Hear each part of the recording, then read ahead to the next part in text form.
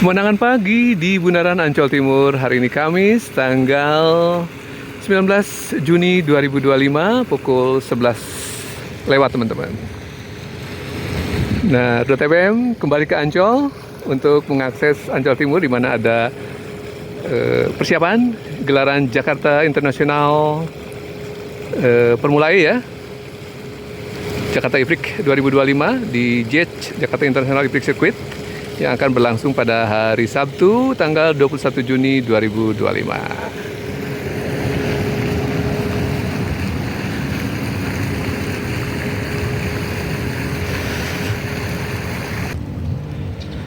Nah, teman-teman, RTP sudah sampai di tepi pantainya. Ada jalur pedestrian yang cukup lebar untuk menjelajahi beberapa titik pantai di sekitar Ancol Timur. Ada yang terdekat Beach Pool, ada kemudian Lagoon Beach, ada juga Carnaval Beach. Jadi beberapa pantai yang berlokasi di Ancol Timur. Ada juga di barat ya, ada Pantai Indah, ada juga Pantai Festival ya teman-teman. Nah, RTPM jarang-jarang sih ke arah barat. Kalau ke timur agak sering ya, karena memang menjadi tujuan untuk kita melihat ada event ya, salah satunya Jakarta International Formula E, Jakarta E-Prix yang akan digelar untuk tahun ketiga ini.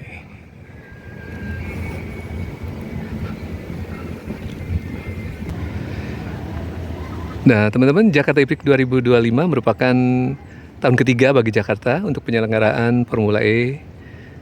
Dari tahun 2022 untuk pertama kali ada satu seri, kemudian tahun 2023 ada dua seri, Sabtu Minggu ya.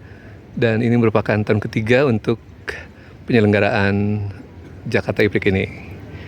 Namun ini merupakan seri keempat ya kalau dilihat dari jumlah seri yang diselenggarakan oleh Jakarta. Dan momentum yang terbaik di Jakarta E-Prix 2025 ini adalah mengaspalnya generasi Formula E terbaru yaitu Gen 3 Evo. Pada tahun 2022 sempat mengaspal dengan Gen 2 ya teman-teman.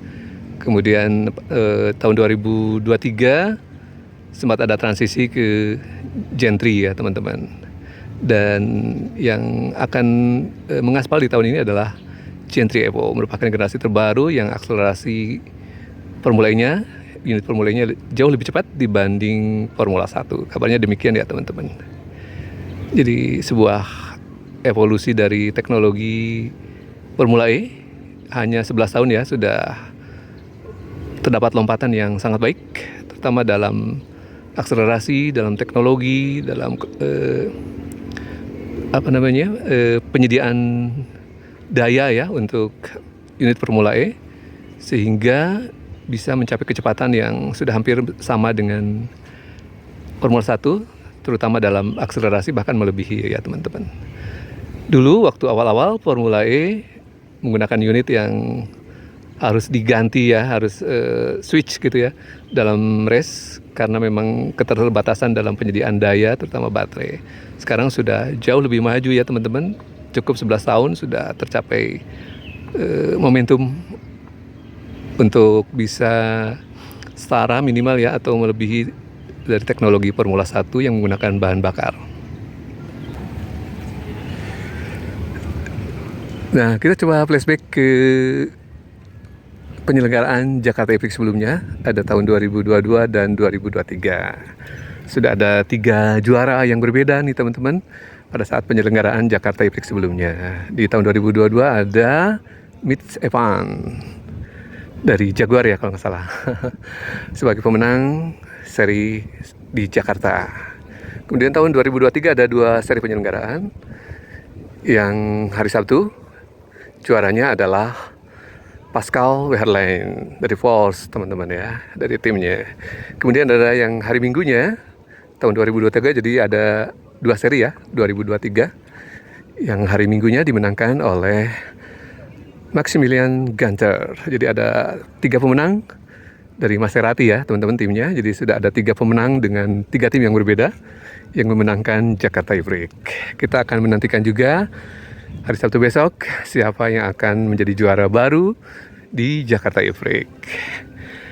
Eh, ada pendatang baru teman-teman ya, tim yaitu Yamaha ya teman-teman. Sejauh ini Yamaha dikenal salah satu partisipan di Formula 1. Maaf, di MotoGP maksud saya. Nah, kali ini Yamaha joinan dengan lainnya menjadi salah satu partisipan dari Formula E. Salah satunya yang ikut serta di Jakarta. Nah, ini suasana paginya teman-teman di sekitar Jembatan Cinta, Ancol.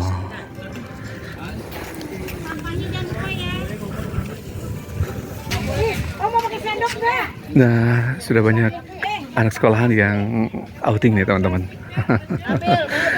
Sepertinya memang masih belum resmi libur, namun dalam suasana menunggu pembagian rapot setelah ujian kenaikan kelas ya teman-teman. Sementara untuk kelas seperti 3 SMA atau 3 SMP sepertinya sudah selesai lebih awal ya teman-teman. Bahkan untuk teman-teman yang mengikuti SNBT, seleksi nasional berdasarkan tes, pengumuman sudah keluar ya. Sudah dapat keputusan masuk perguruan tinggi negeri apa bila teman-teman sudah mengikuti SNBT di tahun ini. Mungkin formasinya yang tersedia tinggal seleksi nasional berdasarkan mandiri ya. Karena mungkin yang berdasarkan prestasi sudah lebih awal, kemudian berdasarkan tes juga sudah lebih awal. Nah, ini pemandangan ke Beach World. Coba kita sedikit berkotor-kotor ya dengan pasir di Beach World.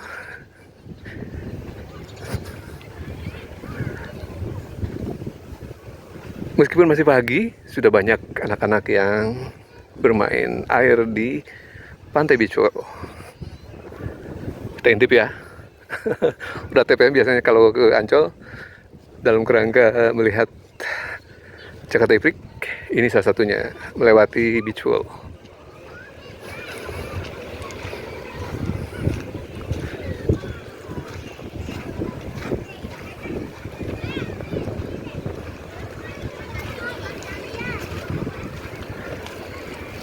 Nah, surganya anak-anak di Ancol adalah pantai, ada Beach World, ada Pantai Lagun, ada Pantai Karnaval di paling ujung timur ya teman-teman.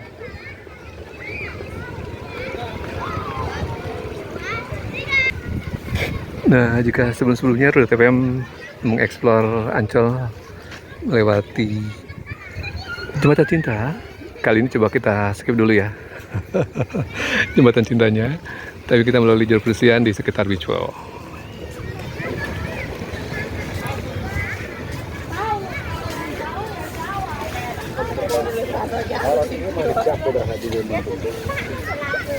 Nah, habis hujan, jadi banyak percikan ini ya, pasir ke arah jalur pedestrian yang belum dibersihkan.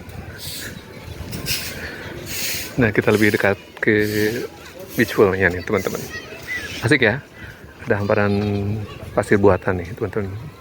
Pantai buatan maksud saya. Dari sebelumnya agak-agak mepet ke arah jalur pedestrian, tapi sekarang sudah relatif luas ininya ya, bidang pasirnya.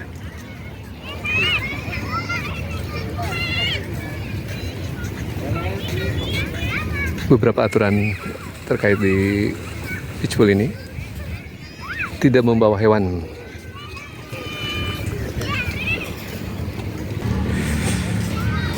Nah, sebenarnya momen terbaik mengunjungi Ancol tentu saja pada saat low season ya. Seperti saat ini masih low season, berarti perhatikan ya. Barangkali nanti bulan Juli di mana liburan anak sekolah menjadi peak season. Jadi agak-agak crowded nantinya kalau berebutan dengan pengunjung umum ya pada saat liburan, puncaknya liburan ya. Nah, Rute TPM jarang-jarang nih mengeksplor Beach World dalam kerangka melihat Jakarta Ifrik nih. Ini sekarang Rute TPM agak sedikit banyak waktunya untuk mengeksplor area ini. Asik juga ya teman-teman, yang membawa anak bisa bermain sepuasnya di sini. Bebas parkir juga yang membawa kendaraan ya. Sebenarnya Rute TPM sangat menyarankan menggunakan transportasi umum ya. Ada kereta komuter, ada stasiun Ancol, ada juga Transjakarta. Di Ancol sebelah barat ada haltenya ya teman-teman. Beberapa rute mengakses ke area ini sehingga memudahkan teman-teman yang tidak membawa kendaraan atau bahkan yang punya kendaraan tapi ingin menggunakan transportasi umum. Sangat disarankan sekali ya teman-teman. Meskipun di Ancol ini parkir sudah termasuk ya dari biaya di pintu masuk kendaraan 35.000 ya. Dan entry untuk per orang juga Rp35.000. Sedangkan kendaraan roda 2 Rp25.000 untuk entry passnya. Nah teman-teman yang menggunakan bis Transjakarta lalu ingin masuk ke Ancol Timur bisa menggunakan Warawiri ini teman-teman. Gratis ya. Shuttle di dalam area Ancol. Nah ini suasana jalur pedestriannya cukup lebar ya. Oh enak banget ya berteduh di bawah pohon di sekitar pantai. Nikmatnya.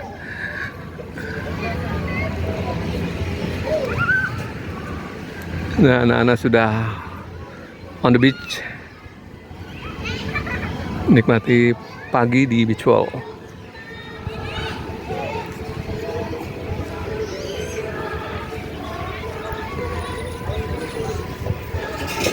Nah, sejumlah titik menyediakan rental sepeda listrik untuk eksplor Ancol ya teman-teman.